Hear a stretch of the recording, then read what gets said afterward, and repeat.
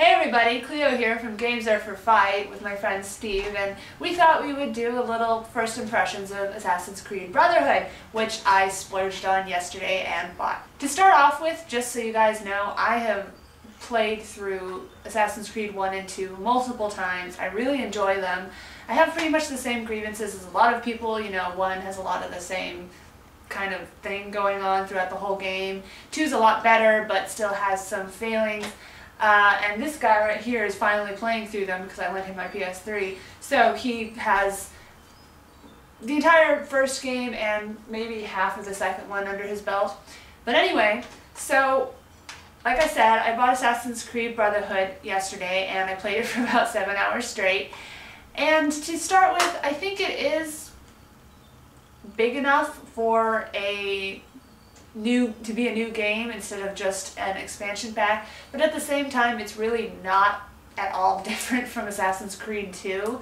There's only a couple of very cosmetic changes that I've seen so far. The controls are all pretty much the same, the combat's all the same. There are a couple of sequences and things that you can do now. The main one being that you can ride, well, the main one I can think of being that you can ride your horse in town, which is actually kind of interesting because you're walking around and you see NPCs there casually walking their horses through town, which, you know, never happened before. And the controls seem a little bit odd when you're riding your horse because people will dive out of the way, but no one ever seems to get hurt by getting trampled by a horse, because I've tried to run over enemies and they're just like, what? Oh, no. They often somehow sidestep it without any repercussion. Yes, they're very good at sidestepping. They're all ninjas, apparently. And the other thing, they actually throw you in right at the beginning, at least. I don't know if there's another sequence later on, but is the whole canon thing, which if you watch any of the gameplay or the the trailers and stuff like that, they show that to you because they're like, oh, look what you can do. Basically, at however pronounce it, Monteriggioni. What is it? Monteriggioni? Whatever. Your home base where the mansion is and everything like that, you have these cannons that you can fire, and it's seriously... What? No, don't worry about it. They know what I'm talking about. Yeah, your home base of Hey, what? I'm not Italian. Well, I am, but only this much. Anyway. I should know this. It's like Monteriggioni or something like that. No, it's Monteriggioni. I just don't know how to pronounce it. Anyway. Monteriggioni. Point being that the combat, or the cannon sequence is very small, very minor part of the game. You might think that this takes place during that huge gap where they jumped 10 years in the second game, which I always thought was kind of like, what? But actually it takes place at the end of the, well, it starts at the end of the last game, and this guy hasn't beaten it yet, so I don't want to give away too much, especially if you guys haven't beaten Assassin's Creed 2 yet. But it's like a direct continuation.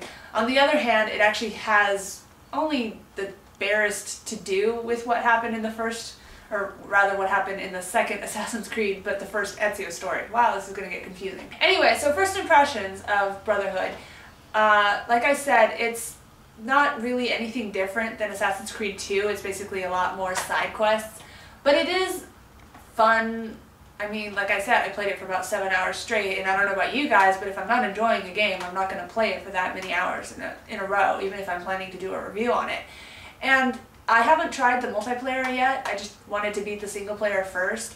I've heard a lot about it, which if you haven't heard about it, basically, instead of like a first-person shooter where it's whoever you see you're supposed to shoot, or they're your teammate, instead it's based off what you actually do in the game.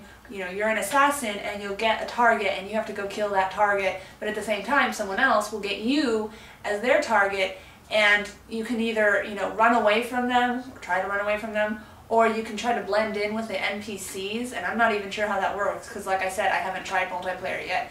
But I'll be sure to mention it when I do finish the game and review it, which I'm going to do as soon as possible. Anyway, I think that's pretty much all I have to say about it. It is fun. It's not that different, but what do you think about it? You weren't playing, but you were watching me swear at it the whole time. How could you jump that way, Ezio? I told you to jump that way and you're jumping. Why? I swear a lot when I play. I think the combat flows a lot easier than before. I mean, it's a lot prettier and more polished than it was last time. Oh yeah, I forgot about the kill. The execution chains. Execution chain. He's better at it than me. I don't know. It's supposed to be something like where as soon as you kill one guy, you turn around and can keep killing people as long as they're close enough. But I'm not good at it. I need to practice it more. But he's good at it because I had him do there's an achievement where you have to kill all these people without getting hurt, and you have to do the kill sequence or kill whatever it's called, execution chain to get it. And so I had him do it. But the climbing is identical too. I'm actually kind of hoping that they would make it a little faster. Like I know it's already kind of ridiculous that you can like climb the leading of a window when there's like nothing to grab. But at the same time, when you're climbing a really tall ass tower and you have to keep redoing it, it gets really annoying to watch him go.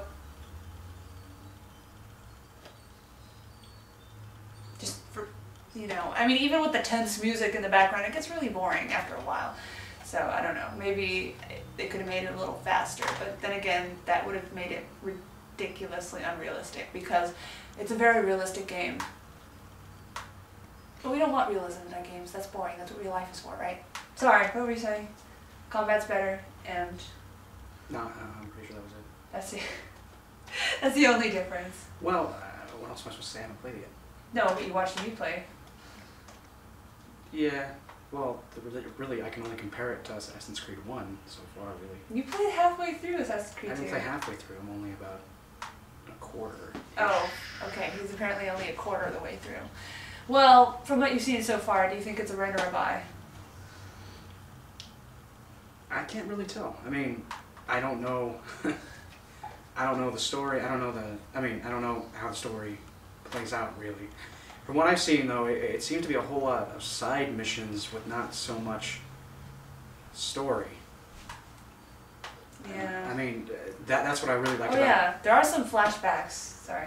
That's what I really liked about 2 was the fact that there was a lot more story sequences. It actually flowed better, and it wasn't just, oh, I killed you and now we're gonna have a speech and here's all the story that we decided to have all of a sudden. Okay.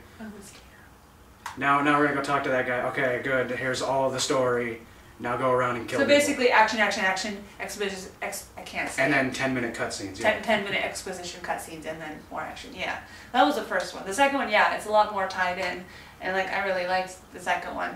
But I forgot to mention that there are, so far, I've done a couple of missions where it's actually like a flashback to before the events of the second game, before all that tragedy and everything, where you get to see Ezio, as a young man, like they show him pursuing that girl that he was caught with at the beginning of the second game. And it's kind of interesting, but at the same time, it's kind of like, why? Like, it's just random flashbacks. It also seems that the character models have been improved since the second game. A little bit. A little bit. I mean, a little bit. They seem a lot more... they still got Elena, or not Elena, what the fuck is her name? The blonde girl that looks just like Elena from Uncharted 2.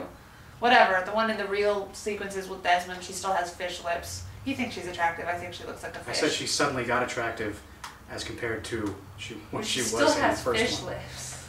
Yes. But you gotta admit, she looks a lot better than she did before. Well, yeah. And you can run around as Desmond now, which is a nice improvement. Oh, that was amazing. Because in the first one, you might remember, you have to walk yeah. everywhere. I'm an assassin, but I can't go past a leisurely crawl. Anyway, I think that's about it, because this video's already gone in like 10 minutes. So, yeah, we'll let you know more as we play it, as I play it, and then he plays it, and then he'll help me. In case you didn't know, I started collaborating with him and making videos, so he keeps me on topic, and I keep him on topic, and also he has a nicer house, so better backdrop.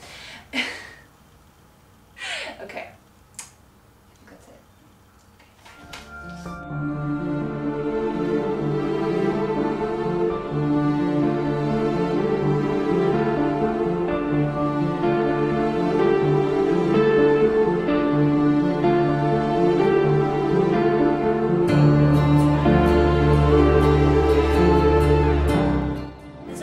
Well now, Final Fantasy XIII is Square Enix's latest entry in the epic Final Fantasy saga.